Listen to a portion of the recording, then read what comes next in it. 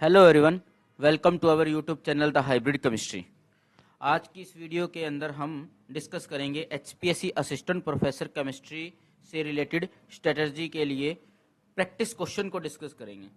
ठीक है, जैसे कि आप सभी को पता है कि एचपीएससी का एग्ज़ाम जो है वो मई के अंदर होना सुनिश्चित हुआ है।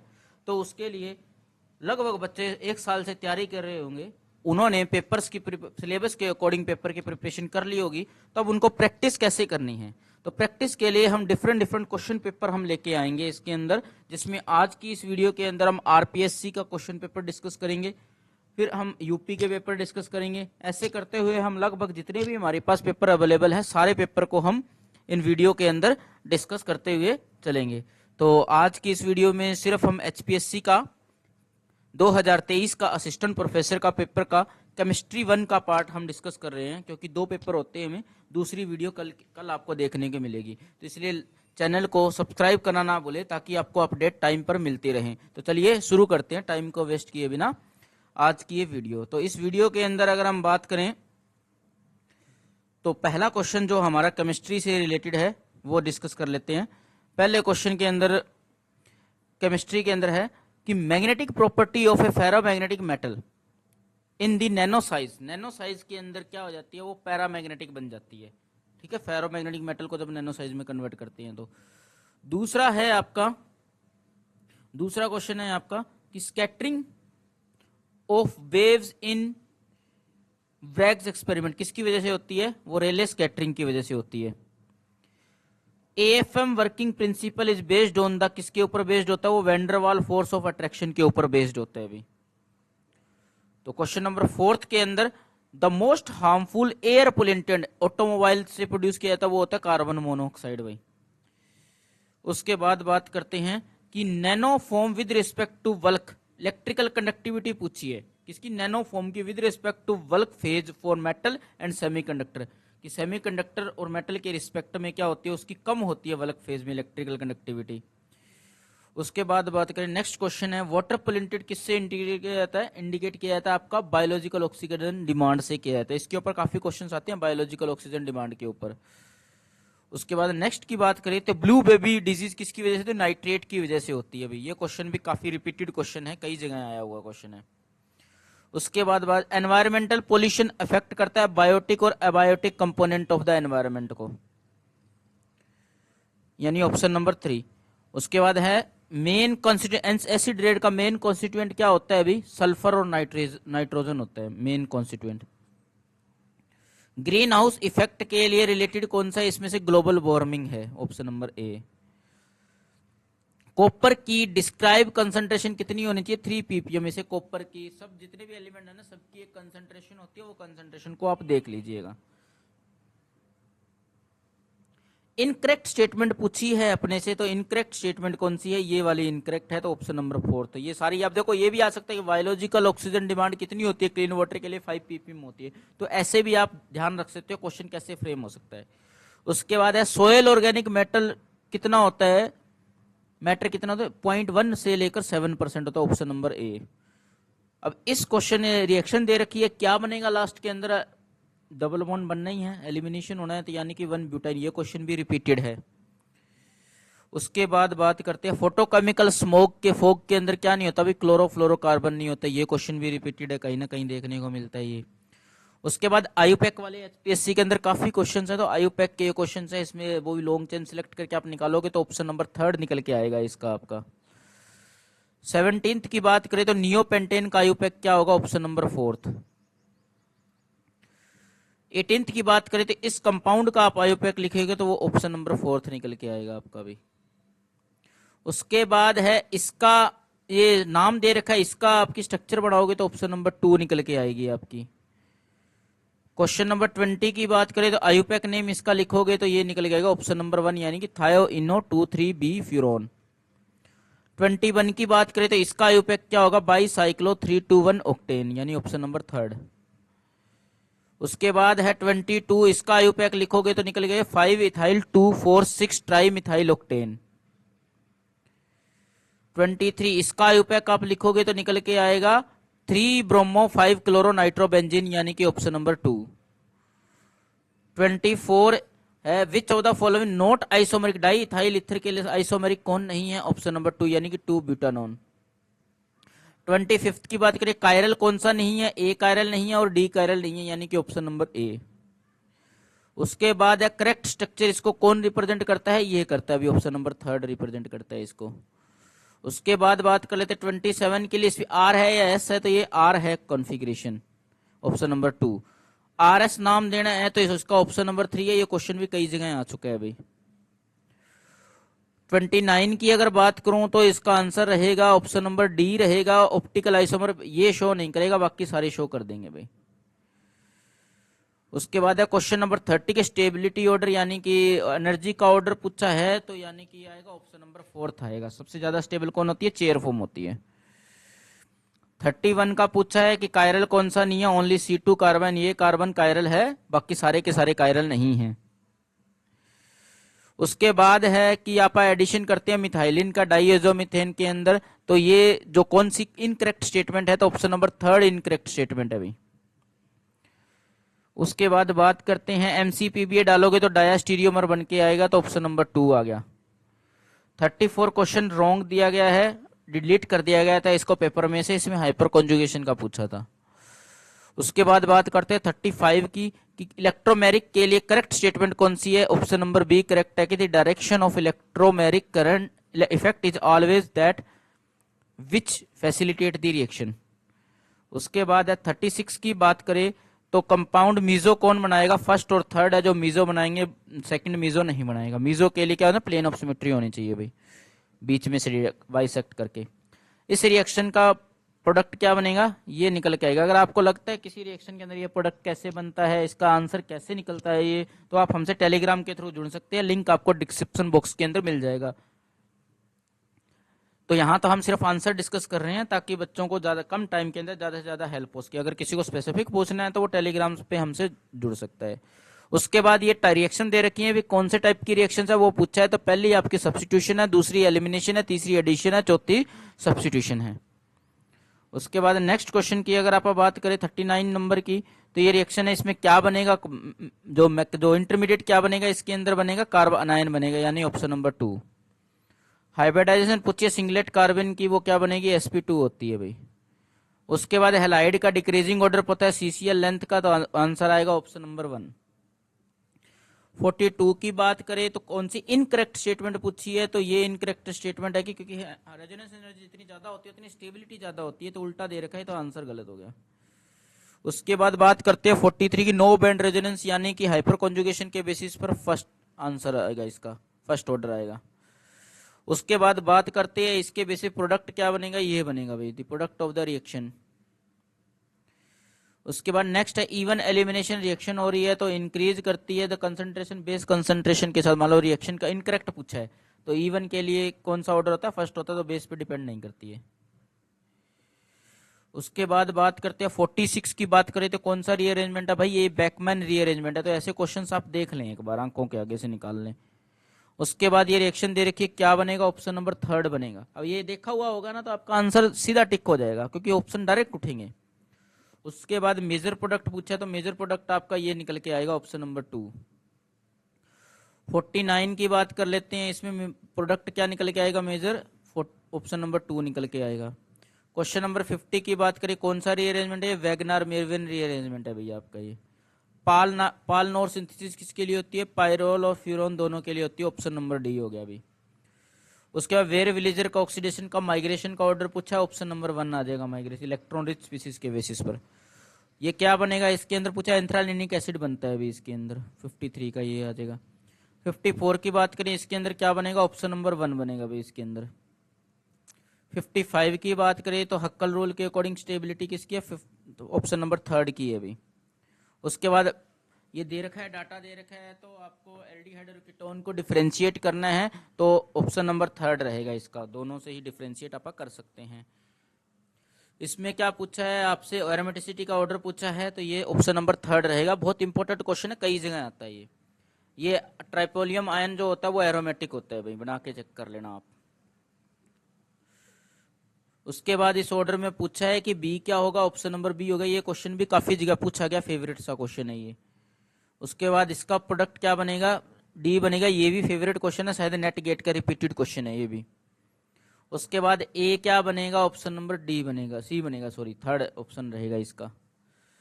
उसके बाद नेक्स्ट क्वेश्चन की बात करें तो इसमें हमें डाटा दे रखा है, आइडेंटिफाई करना है स्ट्रक्चर, तो ऑप्शन नंबर सी निकल के आएगा इसका स्ट्रक्चर।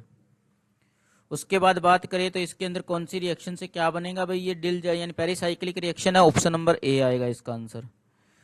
उसके बाद बात करते हैं 44, तो ये माइकलसन मेंटन इक्वेशन वाला है, के एम किससे रिप्रेजेंट करते हैं, ऑप्शन नंबर ए से रिप्रेजेंट करते हैं। इसमें फर्स्ट ऑर्डर और सेकंड ऑर्डर दो टाइप होते हैं। फर्स्ट ऑर्डर कब होता है, जब सबस्ट्रेट कम होता है। सेकंड ऑर्डर कब होता है, जब सबस्ट्रेट ज्यादा होता है भाई। इसमें फ्रेगमेंटेशन का ऑर्डर पूछा है तो फर्स्ट ऑर्डर फर्स्ट ऑप्शन आएगा इसके अंदर। उसके बात करें तो KCl को ऐड करने से रिएक्शन में क्या होती है, इंक्रीज हो जाएगी रेट भाई। KOH is the dissolve in the water heat ill वो टेम्परेचर रेज सोल्युबिलिटी KH क्या होगी, फिर डिक्रीज होगी भाई, ऑप्शन नंबर बी।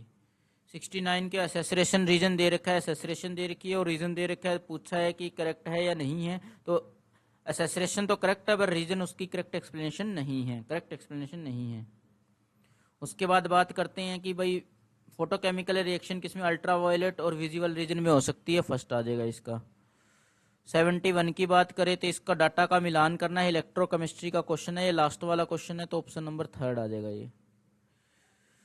उसके बाद BR2 वाला केमिकल काइनेटिक्स का क्वेश्चन है, उसके ऊपर ऑप्शन नंबर 1 आ जाएगा ये।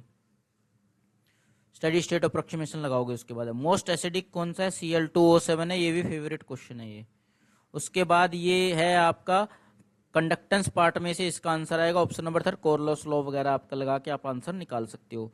बेसिक बफर कौन सा होता है, ऑप्शन नंबर थर्ड। अब जैसे आपको चेक करना हो ना ये बेसिक बफर है नहीं है कैसे, तो इसके लिए आप हमसे डायरेक्ट जुड़कर आप हमसे पूछ सकते हैं अगर आपको डाउट आते हैं तो इनमें, ठीक है। यहाँ पे आप हमने आंसर डिस्कस कर रहे हैं बस। अगर आपको लगता है कि आपको चेक कैसे करते हैं, इन क्वेश्चंस में दिक्कत आती है फिजिकल केमिस्ट्री में, ऑर्गेनिक में, इनऑर्गेनिक में, तो अगर कोई शॉर्टकट तरीका उसका होता है तो हम आपको जरूर बताएंगे। कई बार क्या होता है कि हम सीधा देखते हैं, हमें उसका शॉर्टकट भी होता है, वो हमें पता नहीं चलता है, ठीक है। उसके बाद पीओएच दे रखी है, H+ की कंसंट्रेशन पूछी है, तो ऑप्शन नंबर बी आ जाएगा। उसके बाद 77 क्वेश्चन के अंदर ये भी वो ये पीएच वगैरह दे रखे, इक्विलिब्रियम का क्वेश्चन है, तो ऑप्शन नंबर थर्ड आ जाएगा इसका। 78 के अंदर इलेक्ट्रोकेमिस्ट्री का ये फेवरेट क्वेश्चन है, कई जगह आता है, ऑप्शन नंबर थर्ड आ जाएगा इसका। 79 भी बहुत फेवरेट क्वेश्चन है, कई एग्जाम में पूछा गया, ऑप्शन नंबर थर्ड आ जाएगा इसका। ऑप्शन नंबर 80 की बात, क्वेश्चन नंबर 80 की बात करें तो इसका ऑप्शन नंबर 4 आएगा भी। क्यून हाइड्रोन किससे बना हुआ होता है, ऑप्शन नंबर थर्ड आएगा ये आपका। 82 की बात करें तो लेड स्टोरेज के लिए नोट करेक्ट है भाई, एक ऑप्शन ही गलत है, सारी की सारी करेक्ट है। उसके बाद पूछा है कि ब्रास मैरिन हार्डवेयर क्लोराइड क्यों होता है, गैल्वेनिक कोरोजन की वजह से होता है अभी। 83 आ गया। उसके बाद 84 की बात करें तो करेक्ट स्टेटमेंट पूछी, ऑप्शन नंबर 1 ही इसकी करेक्ट है, बाकी सारी गलत है। उसके बाद हाफ लाइफ का क्वेश्चन है, फर्स्ट ऑर्डर की रिएक्शन लगाओगे तो आंसर आएगा ऑप्शन नंबर ए, निकाल के देख लेना। उसके बाद बात करते हैं कंडक्टिविटी के बेसिस पर, कंडक्टिविटी वीक की कम होती है, डायल्यूशन के साथ इंक्रीज करती है, ऑप्शन करेक्ट है, बाकी सारे गलत है। उसके बाद बात करें थायराइड किससे होता है, आयोडीन से होता है, अभी ऑप्शन नंबर बी आ जाएगा आंसर। 88 के बाद एसेसरेशन और रीजन पूछी है, तो एसेसरेशन भी करेक्ट है और रीजन भी करेक्ट है, आपका ऑप्शन नंबर ए आ जाएगा इसका। 89 की बात करें तो इसमें बैलेंस करोगे तो आंसर आएगा ऑप्शन नंबर थर्ड आएगा भी। इसके बैलेंसिंग के बेसिस पर निकालोगे तो ऑप्शन नंबर थर्ड इसका निकल के आएगा 90 का भी। 91 की बात करें तो इसके अंदर पूछा है कि आइसो डायाफर कौन से होते हैं, ऑप्शन नंबर थर्ड आइसो डायाफर होता है भाई। उसके बाद पूछा है कि 2 अल्फा लूज करेगा 4 बीटा लूज करेगा तो क्या बनेगा, आइसोटोप बनेगा, बना के देख लेना आप। उसके बाद बात करते हैं रेडियो एक्टिव का एवरेज लाइफ क्या निकलेगा, ए निकलेगा भाई। फिर है हेनरी लॉ के बेसिस पर टेम्परेचर मस्ट भी कांस्टेंट होना चाहिए तभी हेनरी लॉ एप्लीकेबल है, अदरवाइज हेनरी लॉ एप्लीकेबल नहीं है। Isotope used in the sterilisation food is, कौन सा आइसोटोप यूज होता है स्टेरिलाइजेशन के अंदर, कोबाल्ट यूज होता है, कोबाल्ट 60 भाई। यह पूछा है कि describe the relationship between change in chemical potential for a component in A thermodynamic, वो कौन सा बताता है, अपना गिब्स डूम इक्वेशन बताती है हमें। 97 की बात करते हैं 5%, ये सॉल्यूशन का क्वेश्चन है, ऑप्शन नंबर 2 आ जाएगा, 12th क्लास का क्वेश्चन है। 98 के बाद प्योर सॉल्वेंट किसमें, तो रिवर्स ऑस्मोसिस वाला हो गया। उसके बाद बात करते हैं कि भाई रोल्स लॉ का कौन सा डेविएशन दिखाएगा, अगर ये अट्रैक्शन के बेसिस पे ये पॉजिटिव डेविएशन का एग्जांपल है भाई। क्वेश्चन नंबर 100 की बात करें तो अब बॉइलिंग पॉइंट एवेपोरेशन में इंक्रीज करता है भाई। उसके बाद अब मोलर एलिवेशन कांस्टेंट की यूनिट पूछी है, ऑप्शन नंबर 2 आ जाएगा। उसके बाद पूछा है कि कोलिगेटिव प्रॉपर्टी कौन सी नहीं है, वेपर प्रेशर नहीं है, बाकी सारी कोलिगेटिव प्रॉपर्टी है। फिर ऑस्मेटिक प्रेशर का है, इसके अंदर आंसर क्या आ जाएगा, ऑप्शन नंबर 2 निकल के आएगा, want of equation for the osmotic pressure of A dilute equation. Want of equation का एग्जांपल है ये, सॉरी इक्वेशन है। क्वेश्चन नंबर 104 गलत दिया गया है, ठीक है। उसके बाद 105 की बात करें तो entropy for a reversible adiabatic change zero होती है, ये स्टेटमेंट बिल्कुल करेक्ट है, ऑप्शन नंबर 3। 106 की बात करें तो एंट्रोपी का एग्जाम फॉर्मूला क्या होता है, R ln V2/V1 होता है। 106 का ऑप्शन नंबर 3 आ गया। उसके बाद बात करते हैं solution whose entropy mixing is equal to the ideal solution with the same composition, what is the non ideal due to non zero enthalpy mixing is called regular solution कहते हैं अभी उसको। उसके बाद बात करते हैं कि law of thermodynamics state no process is possible, second law of thermodynamics की स्टेटमेंट है ये। उसके बाद बात है कि थर्मोडायनेमिक्स के क्वेश्चन चल गया, आइसोथर्मल इज यूज्ड के अंदर क्या आएगा, ओनली डू एक्सटर्नल वर्क के लिए भाई। 1110 के अंदर ये इक्वेशन किसको है, गिब्स हेल्महोल्ट्ज को बताती है अभी ये स्टेटमेंट। उसके बाद बात करते हैं, ये स्टेटमेंट दे रखी है, इसके बेसिस पर ऑप्शन नंबर 3 निकल के आएगा, क्योंकि जो कंडीशन होती है वो होमोजीनियस होती है, हेट्रोजीनियस नहीं होती है इस इक्वेशन के लिए, म्यूजिटी के लिए। उसके बाद बात करते हैं, अगर आप कौन से क्वेश्चन पढ़ते हैं, म्यूजिटी वाला था क्वेश्चन नंबर 106 के आसपास था, हाँ 111 के हो गया था आपका। उसके बाद 112 की बात करें तो मैक्सवेल रिलेशन के ऊपर ये लिख रखी है, मैक्सवेल इक्वेशन, मैक्सवेल जो साइकिल पढ़ते हैं ना वहां से निकलती है रिलेशन, तो ऑप्शन नंबर 3 आएगा अभी आपका। उसके बाद भाई डेल्टा एच जो होती है टेम्परेचर पर इंडिपेंडेंट होती है, तभी आप इसको कॉन्स्टेंटली यूज कर सकते हैं। 114 की बात करें तो statement third law of thermodynamics की स्टेटमेंट है, तो हर लॉ के थर्मोडायनेमिक्स स्टेटमेंट देके यहाँ ऐसे पूछा जा सकता है आपसे। 114 की बात करें तो भाई कौन सी ट्रियो नहीं है, आयनाइजेशन एनर्जी वाली ट्रियो नहीं है, ये स्टेटमेंट ऑप्शन नंबर 1 आ जाएगा। उसके बाद बात करिए ऑर्डर किसका दे रखा है, इलेक्ट्रॉन एफिनिटी का ऑर्डर दे रखा है ये। उसके बाद ग्रुप थर्ड की आयनाइजेशन एनर्जी का ऑर्डर ये आ जाएगा, ऑप्शन नंबर 2 आ जाएगा भाई, ठीक है। मैंने पीरियोडिसिटी के नोट्स भी भेज रखे, उसमें सारे ये क्वेश्चन हैं, ये आप चेक कर लेना चाहिए। उसके बाद बात करें तो ये जिरकोनियम एंड हाफनियम का आएगा लेंथेनाइड कॉन्ट्रैक्शन की वजह से। उसके बाद बात करें तो स्मॉलेस्ट साइज किसका, इनमें से कैल्शियम का सबसे स्मॉलेस्ट साइड है, सबसे ऊपर पड़ता है अभी। 120 की बात करें, bond largest bond distribution energy किसकी है भाई, Cl2 की है भाई। उसके बाद बात करें तो पेयर के बेसिस पर आएगा, आंसर नंबर 2 आएगा भाई। ईडीएम की इलेक्ट्रॉनिक कॉन्फ़िगरेशन ऑप्शन नंबर 2 आएगा। उसके बाद यूरोपियम की इलेक्ट्रॉनिक अनपेड इलेक्ट्रॉन थी। अब देखो आप लेंथेनाइड और एक्टिनाइड है ना, सबकी इलेक्ट्रॉनिक कॉन्फ़िगरेशन ढंग से पढ़ ले, इनमें से क्वेश्चन पक्का टपकता है, यूरोपियम का टपक जाता है कई बार गैडोलिनियम का आ जाता है। उसके बाद बात करते हैं पाई बॉन्ड वाला, ठीक है। ऐसे क्वेश्चंस पढ़ लें आप कि एमओटी के बेसिस पर होमो क्या है, लूमो क्या है, इसके बेसिस पर क्वेश्चंस बहुत मिलेंगे आपको देखने के लिए। हाईएस्ट सेकंड आयनाइजेशन एनर्जी किसकी होती है, जिसमें एक निकालने के बाद फुल फील्ड बने, यानी कि ऑप्शन नंबर 1।